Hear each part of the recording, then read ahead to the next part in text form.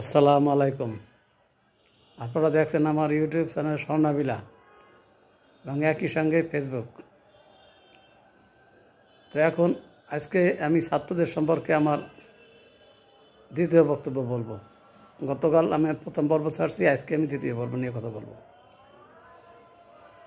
বৈষম্য বিরোধী ছাত্ররা এবং সম্মিলিত আওয়ামী বিরোধী যারা আছে এরা বঙ্গবন্ধুর বাড়িটি ভেঙে ঘুরিয়ে দিলেন এবং সেটা ঘোষণা দিয়া প্রায় 12-14 ঘন্টা আগে থেকে ঘোষণা দিয়ে ঢাকার মধ্যে এরকম একটা জায়গায় যেখানে সরকারের পর্যন্ত ফোকাস আছে ওই বাড়িটির পরে, অথচ সরকারি বক্তব্য শোনা গেল যে তারা এটা জানতেন না। মানে আমার বিএনপি আমলে সেই কিবরিয়ার গ্রেনেড চার্জের পরে যখন উনি হেলিকপ্টার চেয়েছিলেন, ওই ব্যারিস্টার জমিরুদ্দিন সরকার তখন স্পিকার, ওনাকে ফোন করেও যখন পান নাই, উনি পরদিন বলছিলেন যে আমি তো এটা জানতাম না, আমি খবরের কাগজ পড়ে জানছি যে এরকম গ্রেনেড হামলা হয়েছে। তো এখন এইটাও ঠিক এই রকমের। যাই হোক, এখন ওটা নিয়ে আলোচনা না, আমার বিষয় ছাত্র নিয়ে। ছাত্রদেরকে আমরা যারা গার্জিয়ান তারা ছোট ছোট বাচ্চাদের ঘুমে থেকে হ্যাঁচকা টেনে তুলি এবং চোখে মুখে পানি ছিটিয়ে তাকে ক্লাসে নেওয়া হয়। এত বেশি বেতন আমরা ছোটোবেলায় যা পড়ছি বা দেখছি তার থেকে কয়েকশো গুণ বেশি। তো সেই বেতন দিয়ে তাদেরকে পড়ানো হয় এবং সেই শিক্ষা ব্যবস্থা, সেই গোল্লায় যাওয়া শিক্ষা ব্যবস্থা, সে এমন সৃজনশীলই করছিলেন শেখ হাসিনা যে ছাত্ররা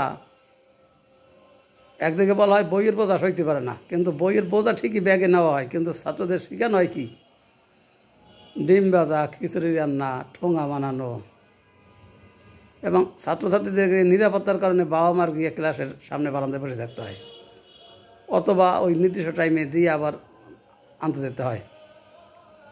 তো এরকম করে সন্তান মানুষ করে। সেই সন্তান যখন একটু বড় হয় তখনই বাবা মার উদ্বেগ উৎকণ্ঠা বাড়ে। যেমন আমরা এর আগে আমাদের সবারই মনে থাকার কথা, মিরপুর বাংলা কলেজের 6 শিক্ষার্থী কীভাবে শবে রাতের রাত্রে তারা নৈশ ভ্রমণে গিয়ে শহীদ হলেন জনগণের মারে। এখন আবার এই আমলে যে ছাত্ররা তারা কী শিক্ষা নেয়, আমরা ছোটোবেলা পড়াশোনা করছি, গুরুজন দেখলে, ক্লাসের শিক্ষক দেখলে সাইড দিতাম। আর এখন স্কুলের সামনে তো আমি আমার মেয়েকে দিয়ে একবার আনতে যেতাম, ছুটির সময় স্কুলের সামনে দাঁড়ালে মানে ধাক্কাইয়ে ফেলেই দেয়। তো এই হলো তাদের শিষ্টাচার এবং মাস্টাররা কী ক্লাসে শেখায় তারাই জানে। এখন যাই হোক, আমি উপসংখ্য কথা বলবো না। শিক্ষার নীতি, শিক্ষা ব্যবস্থায় আমাদের ছোটোবেলায় আমরা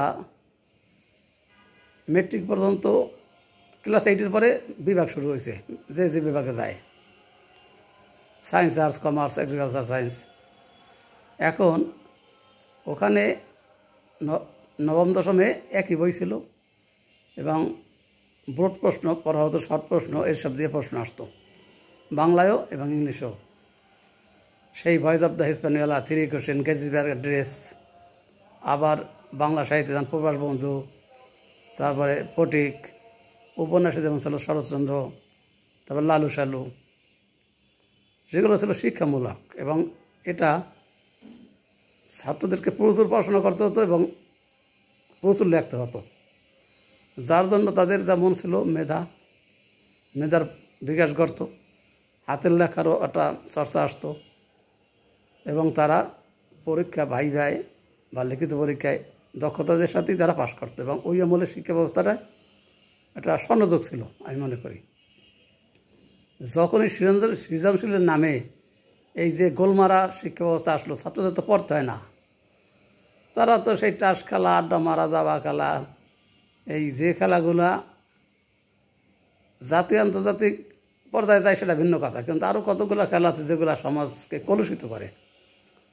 এই ছাত্ররা এই জাতীয় কাজেই সময় নষ্ট করে এবং শিক্ষা কী লাভ করে তা তো আমরা সেই কোটা আন্দোলন দেখলাম এটা কী হুজ্জতি কোটা সংস্কার আওয়ামী লীগ সরকার তাই করছে, সে ভুল করছে, তারা বেশি খাওয়ার আশায় সেই কোটা ইস্যুটাকে আবার নিয়ে আসছে কেসের মাধ্যমে, ছাত্ররা এই সুযোগটা পাইছে। সেই ছাত্রদের কোটার যখন নামও শুনি না, এখন কোটা থেকে বৈষম্যতে চলে গেছে, বৈষম্য বিরোধী, এবং তারপরের ইতিহাস তো আমরা সবাই দেখি প্রতিদিনের। এখন সেই যে ছাত্ররা কোটা নিয়ে শুরু করলো, সেইটা গড়াতে গড়াতে গড়াতে গড়াতে বৈষম্য বিরোধী আসলো, এখন কোটার নাম নেই। তো এখন এটা একটা ধাপ্পাবাজি, অর্থাৎ কোটার ইস্যুটাতে তারা সরকারকে ব্যতিব্যস্ত করার একটা প্ল্যান নিছে, এবং সেই সাথে বিভিন্ন চক্রান্তের মাধ্যমে সরকারের পতন হয়েছে। সেই সরকারের পতনের জন্য হাসিনা সরকার দায়ী ছিল, হাসিনা সরকার দায়ী, এটা অনেকবার বলছি, আমি সরকার ছাপাই গেছি না। ওই সরকার যথেষ্ট দোষী ছিল সব সেক্টরে। কিন্তু এখন যেটা দেখছি, আমরা যে আশা করছিলাম ছাত্রদের থেকে, প্লাস ছাত্রদের আন্দোলন পরবর্তী সরকারের কাছ থেকে যে আশা করছিলাম, সেগুলো তো কিছুই হয় না। সরকার শুরুতেই সেই ছাত্রদের নিয়োগ কবুল করলেন, এটা ঘোষণা দিলেন, মেট্রিকুলাস ডিজাইন, সে হয়তো কৃতিত্ব নেওয়ার জন্য করছে। ছাত্ররা কৃতিত্ব ভাইয়া, তারাও আল্লাহ আটকানো হয়ে তাদের নতুন নতুন মতবাদ জারি করতেছিল। তার ধারাবাহিকতায় আমরা আমাদের যে চাওয়া পাওয়া, আইনশৃঙ্খলা পরিস্থিতি, বাজার ব্যবস্থা, কর্মসংস্থান বা শিক্ষা ব্যবস্থার স্বাভাবিকতা কিছুই হচ্ছে না। একমাত্র এই আন্দোলনের এই ছাত্ররাই কিন্তু তারা ক্ষমতার ভাগ নেওয়ার জন্য উদ্গ্রীব হয়েছিলেন। হয়তো ছাত্রদের ভিতরে একটা কলুষতা বহু আগে থেকে চালু আসছিল, যেমন জিয়াউর রহমানের আমলে যেমন ছাত্ররা প্রথম ট্রাক ইনকাম শিখছিলেন, তারপরে এরশাদের আমলে টাকা ইনকাম, তার সাথে টেন্ডারবাজি এবং সন্ত্রাসী কার্যকলাপ বহু গুণে বাড়ছিল। জিয়াউর রহমান নিজে ব্যক্তিগতভাবে যথেষ্ট সৎ ছিলেন, কিন্তু তিনি তার চারিপাশের লোকদেরকে টাকা ইনকাম করার জন্য অনেক অবাধ সুযোগ দিয়েছিলেন। ছাত্ররাও তার বাইরে না। এরশাদের সময় টাকা ইনকামের সাথে তাদের সন্ত্রাসী কার্যকলাপকে সমানে দিয়েছিলেন। আমি আমার এলাকায় আমি দেখছি, সেই আওয়ামী লীগ করত, বঙ্গবন্ধুর কথা বলতে বলতে চোখ থেকে পানি ঝরত, সেই ব্যক্তি জাতীয় পার্টিতে গিয়া সেই বিভিন্ন লোকের মারধর করে, হিন্দুদের মারলে তো মালাওয়ানের বাচ্চা ছিল তার মুখের প্রথম শব্দ। অথচ সেই লোকের সাথে যখন সে আওয়ামী লীগ করতো, তাদের সাথে কী ঢলাঢলি দেখছি। যাই হোক, এখন এই ছাত্ররা এই প্রথম তারা রাজনীতির ভাগ চাইলেন, এবং সরকার তাদের 3 জন সমন্বয়ক নিলেন। এখন 32 নম্বর যখন ভাঙ্গা হলো, সরকার একেবারে কোনো ব্যবস্থা নিল না। সেনাবাহিনীর লোক মার্চ করে সামনে দিয়ে চলে গেল।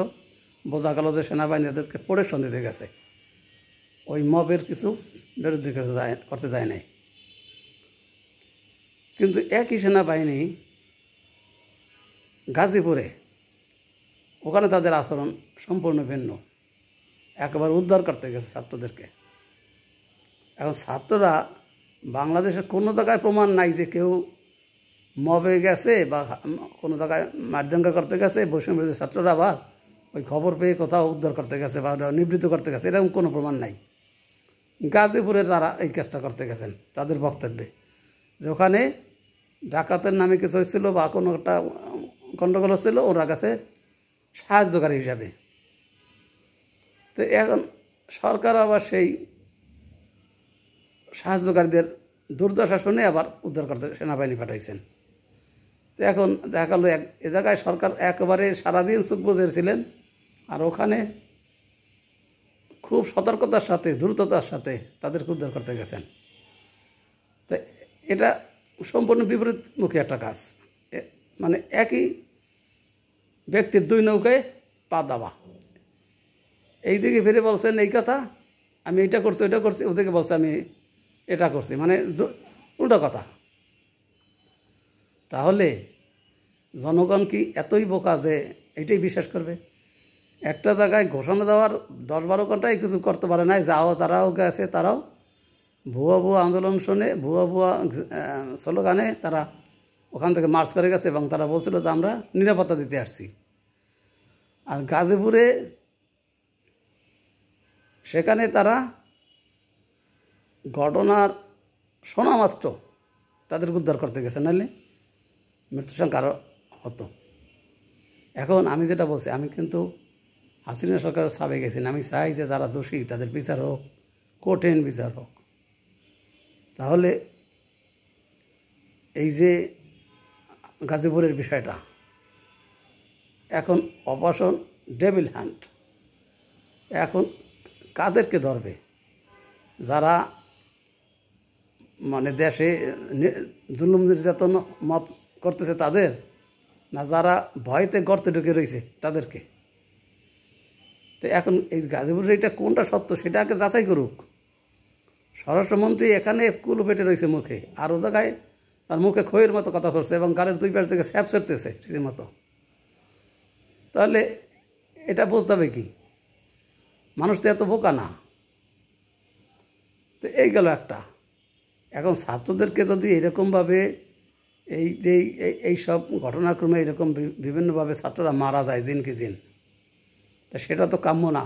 এই ছাত্রদেরকে এরকম ব্যবহার করতে করতে এই ছাত্ররা তো তারা বোঝে না। এখন পাগলে কিন্তু বোঝে না যে সে যেটা করে এটা পাগলামি। সে যখন ন্যাংটা হয়ে ঘোরে সে মনে করে যে এই লোকগুলো কাপড় চোপড় পরে আছে এরাই পাগল। এত কাপড় চোপড় পরার হাতে রাখার দরকার কি এই গরমের ভিতরে?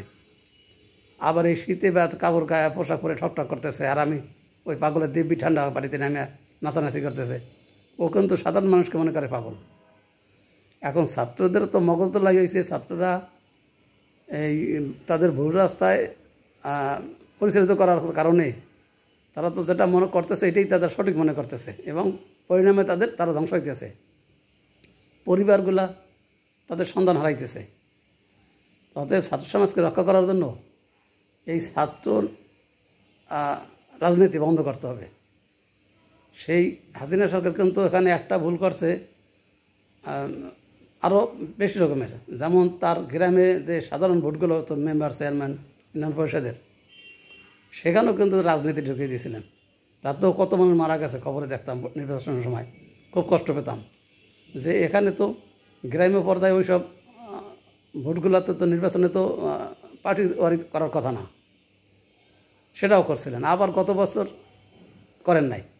তার মানে যখন তার যেটা মনে আসছিল সেটাই করছিলেন। পরীক্ষা, জনগণের উপর তার পরীক্ষা ছিল, এক্সপেরিমেন্ট করছে।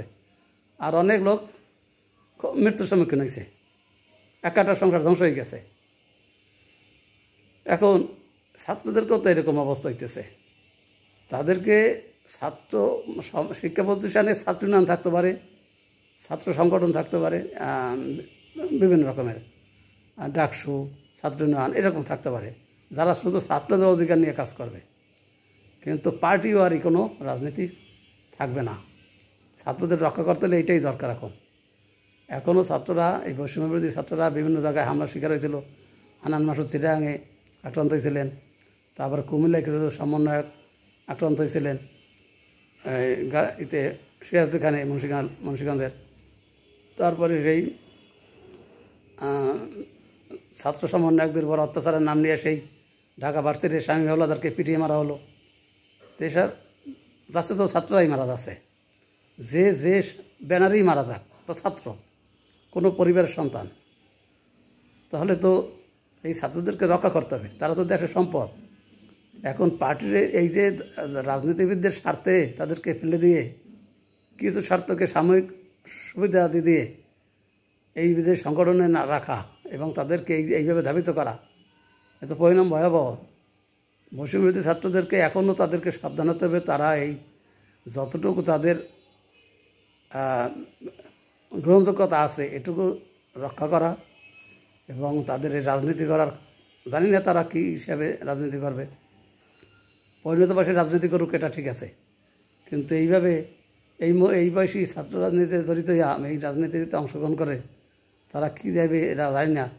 ভবিষ্যতে তাদের যে লাইনটা দেখাচ্ছেন এটা ভালো না। কারণ শুধু আওয়ামী লীগ নেতাদেরই বাড়িঘর আছে, আর ছাত্র সমন্বয়ক বা যারা ওদের সমর্থনকারী তাদের কি বাড়িঘর নাই? তাদের কি আত্মীয় স্বজন পরিবার পরিজন নাই? তাহলে এটা তো এক পর্যায়ে ওই যে নিউটনের সূত্রের মতোই তো ক্রিয়ার বিপরীত প্রতিক্রিয়া আসবেই। তো সেটা তো দেশের জন্য মঙ্গলজনক হবে না, কারোর জন্যই না। এখনও এই জাতীয় বিষয় থেকে আমাদের সতর্ক হতে হবে এবং যাতে এই জাতীয় কালচারটা চালু না হয় সেজন্য সবার সতর্ক হতে হবে। কারণ সবার বাড়ি পাহারা দিতে হবে, কিন্তু একটা দেশলাইয়ের কাঠিতে কিন্তু একটা বাড়ি ধ্বংস করে দেওয়া যায়, কিন্তু একটা বাড়ি গড়তে কিন্তু লাখ লাখ টাকার প্রয়োজন, সময়ের প্রয়োজন। অতএব এই সংস্কৃতির জন্য চালু না হয় তাহলে কিন্তু ওই এখন যারা অবাধ নিয়ে দেশ ছাড়া হয়েছে, ক্ষমতা ছাড়া হইয়া পালিয়ে গেছে, তাদের বাড়িঘর সম্পদ ধ্বংস করা এটাও যেমন ঠিক না, আবার পরবর্তীতে যদি ওরা সংগঠিত হয়ে আসে বা গেরিলা টাইপে চলে যায়, তারাও তো আবার এদের বাড়িঘর সম্পদ ধ্বংস করবে। অতএব এগুলো এইটা কারোরই কাম্য না। এখনই এটা থেকে সবার ফেরত আসতে হবে, যা গেছে এনাফ, আর যাতে এই জাতীয় ঘটনা না ঘটে এটার জন্য সবার সচেষ্ট হতে হবে। কারণ ছাত্ররা দেশের ভবিষ্যৎ, জাতির ভবিষ্যৎ, সংসারের বাবা মার বা তাদের আত্মীয় পরিজন, তাদের ভবিষ্যতের বৃদ্ধ বয়সের হাতের লাঠি, এই লাঠিটাকে যেন আমরা না ভাঙি।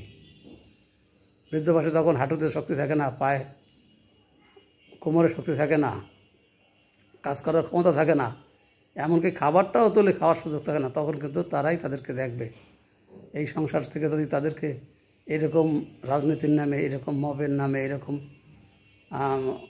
মানে হুজ্জতির নামে তারা যদি এরকম অকালে বিয়োগ হয়, এই সংসারের যে দুর্দশার কারণ হয়, এটা খুবই মর্মান্তিক।